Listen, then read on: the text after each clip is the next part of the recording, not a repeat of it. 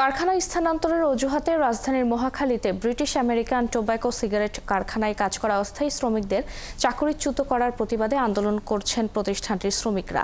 শুক্রবার রাতে মহাখালীর ডিওএইচএস সংলগ্ন কারখানার সামনে বিক্ষোভ করেন তারা।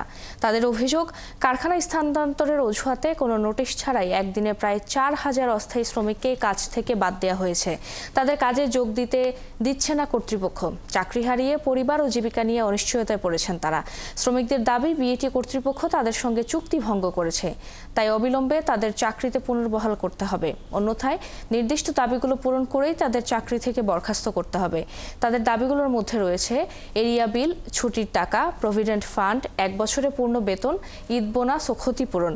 বিক্ষুব্ধ শ্রমিকরা জানায়, তাদের ন্যায্য অধিকার আদায় না হওয়া পর্যন্ত তারা আন্দোলন চালিয়ে যাবেন। হ্যাঁ, আমাদের প্রতিনিধির সাথে এই পর্যন্ত 3বার ওনারা মিটিং করেছে, তো 3বারই কোনো ধরনের কোনো ফলাফল আমাদেরকে এ পর্যন্ত দেয়নি। তো সর্বশেষ 1 ঘন্টা আগে যতটুকু আমরা নিউজ পাইছি, ওনারা আমাদের সবার সাথে বসছে, ঠিক আছে। তো বসছে, এখন পর্যন্ত কোনো রেজাল্ট আমরা পাইনি।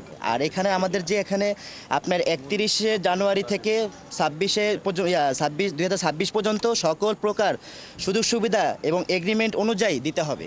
যতটুক পাওনা আমাদের অধিকার ছিল ততটুকু আমরা পাই নাই। হয়তো একটা কন্ট্রাক্টের মাধ্যমে আমাদেরকে যা দেওয়ার দিছে তারা, তো আমাদেরকে যে বিনা নোটিশে চাকরিচ্যুত করা হচ্ছে, তো সেই ক্ষেত্রে আমরা একটা ক্ষতিপূরণ চাচ্ছি। আমাদের সে পার্মানেন্ট পোস্টগুলা কন্ট্রাকচুয়াল করে দিল, বিক্রি করে দিল আমাদেরকে অল্প মূল্যে।